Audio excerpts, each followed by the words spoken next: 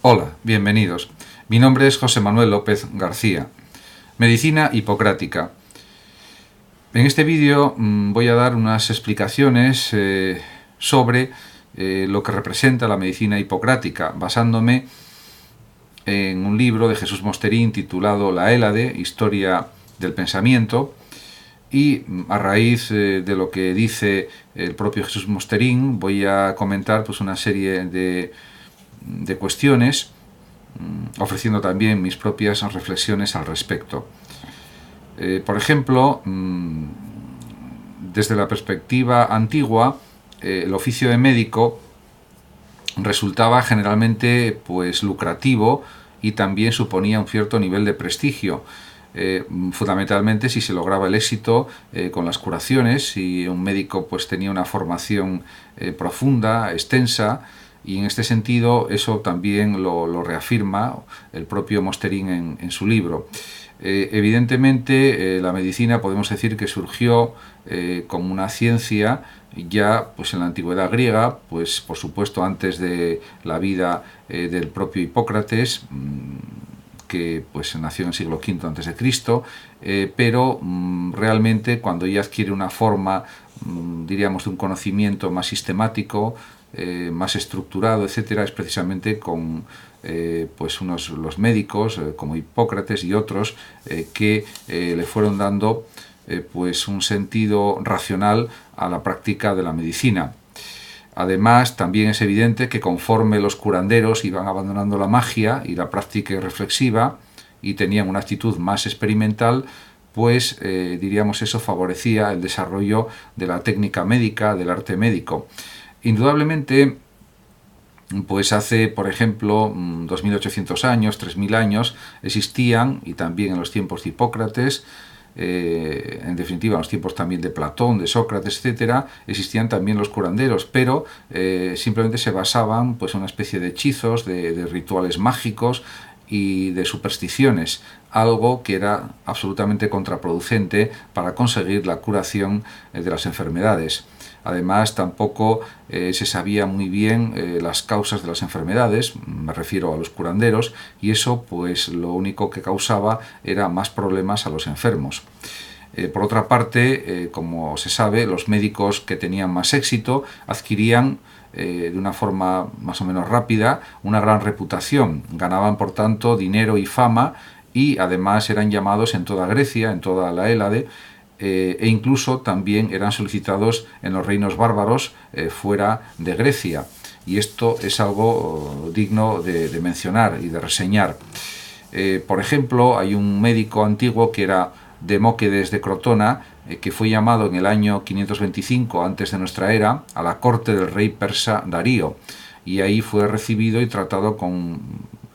muchos honores, porque realmente se los merecía por su prestigio, por su saber médico, etcétera. Pero podemos decir que uno de los más ilustres representantes de la escuela occidental o itálica de medicina en la antigüedad fue Alcmayón Crotoniates, verdadero iniciador de la medicina helénica. Además, hay que destacar que Alcmayón pues ya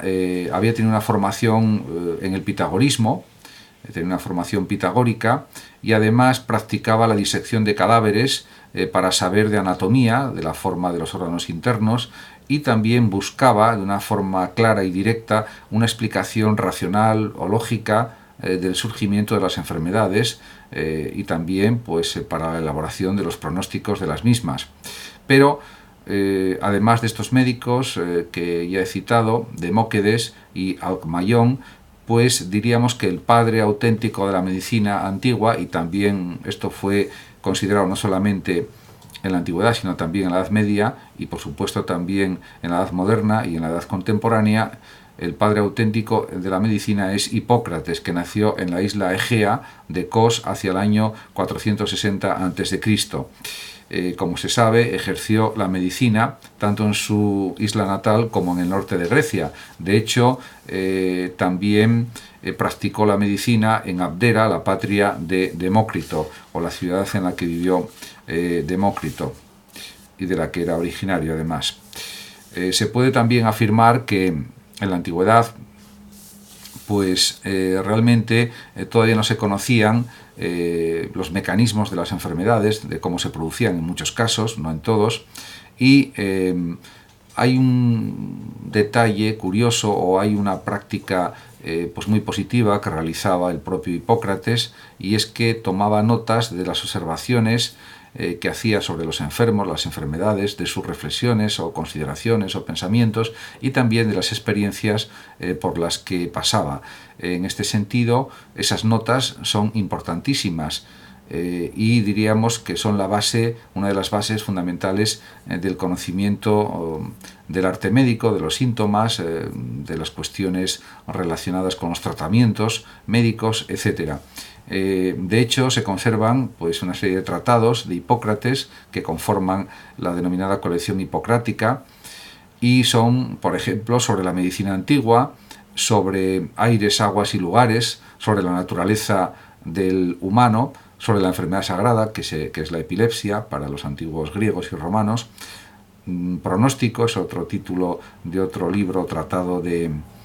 Hipócrates, sobre fracturas, sobre articulaciones, sobre la dieta en las enfermedades agudas, etcétera, etcétera. Realmente, según Hipócrates, el fin fundamental de cualquier médico es, por supuesto, curar a los enfermos, pero además,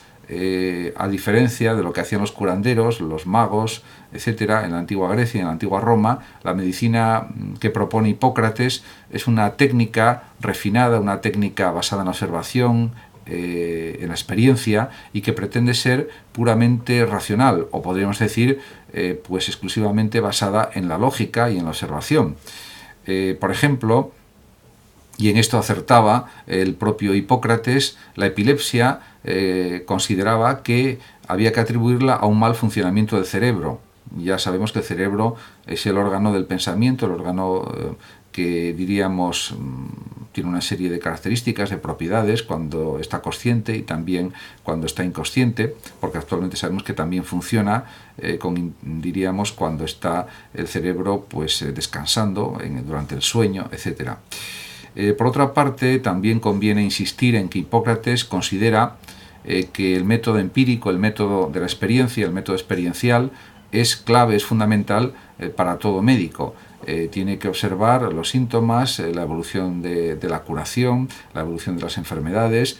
clasificar los distintos tipos de enfermedades, conocer, por supuesto, por qué se producen las enfermedades, cómo es su curso, su evolución, etcétera.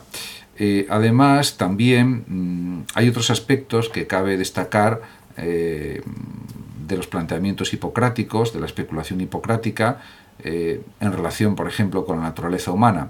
y es fundamentalmente la teoría de los 4 humores. Ciertamente,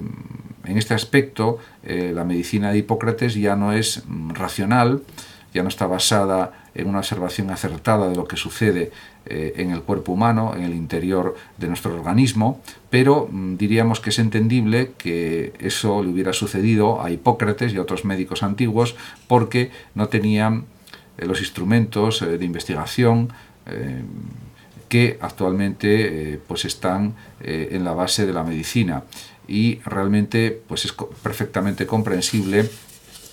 que creyeran en la teoría de los 4 humores. Realmente los 4 humores que existen en el cuerpo, según Hipócrates, son la sangre, que sería un elemento húmedo y caliente, la flema, también, que supone una humedad y pues como un fluido frío y húmedo, la bilis amarilla, que sería otro fluido seco y caliente, y por último la bilis negra, que tiene las características de ser una bilis seca y fría. Según Hipócrates, la fluidez de estos humores, de estos líquidos que circulan por el cuerpo, permite que pues haya un constante movimiento de estos fluidos, y además mezcla dentro del organismo estos fluidos. En definitiva, según Hipócrates, la salud consiste precisamente en la mezcla justa o equilibrada o proporcionada de estos 4 humores dentro del organismo. Y esto es lo que da lugar a la salud de la persona. Realmente esto pues es un planteamiento absolutamente irracional, incoherente, pero es disculpable que lo pensara así Hipócrates, porque pues no sabían dar explicación de muchas enfermedades que sucedían dentro del organismo, y por lo tanto pues es algo lógico que pensaran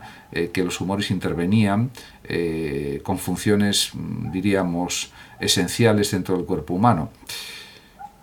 Por ejemplo, escribe Hipócrates en precisamente su tratado sobre la naturaleza del ser humano lo siguiente: el cuerpo humano contiene, escribe Hipócrates, sangre, flema, bilis amarilla y bilis negra. Es ello lo que constituye su naturaleza y lo que crea en él la enfermedad y la salud. Realmente está equivocado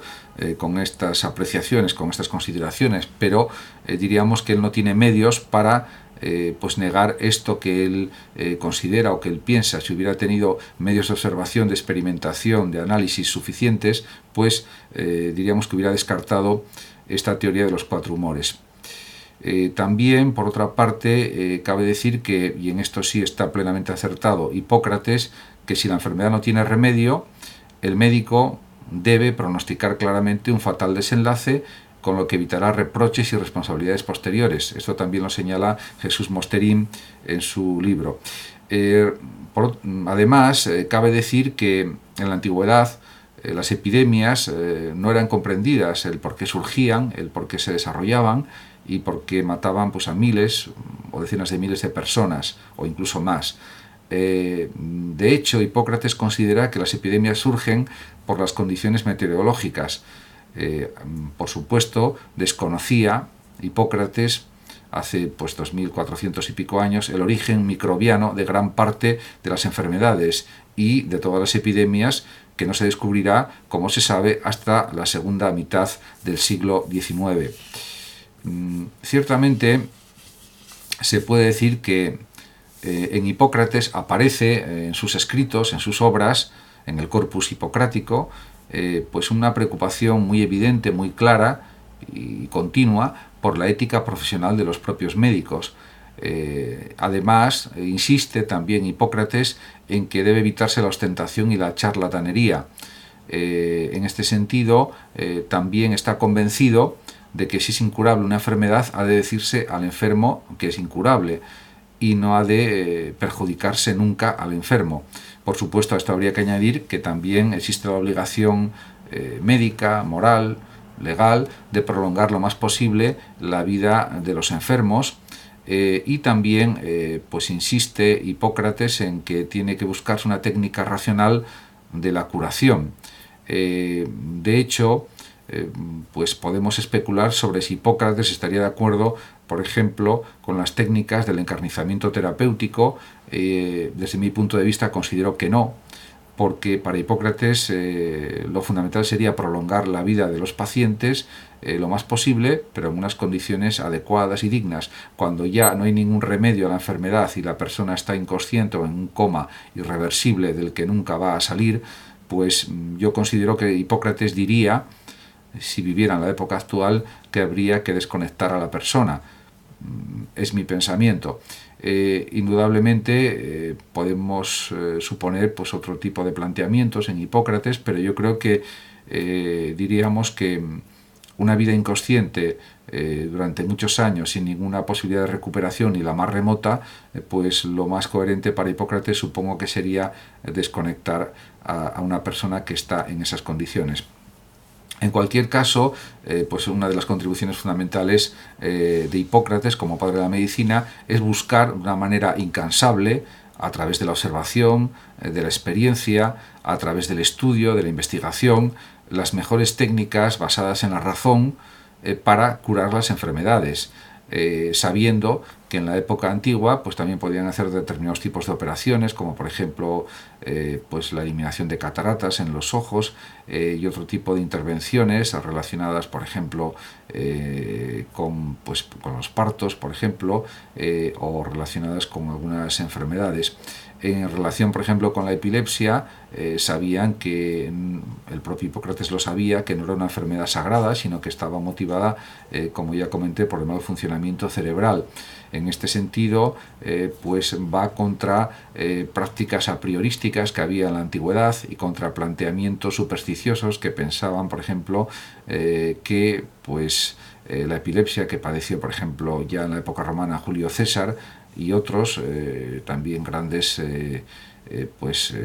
hombres, pues realmente no era provocada por los dioses, sino que tenía una explicación basada en la naturaleza del cerebro y en los padecimientos cerebrales. Muchísimas gracias a todos por su atención. Muchas gracias también a los oyentes de Radio Sofando de México. Y por último decir que el que lo desee puede compartir este vídeo, darle me gusta o simplemente suscribirse a mi canal. Hasta siempre.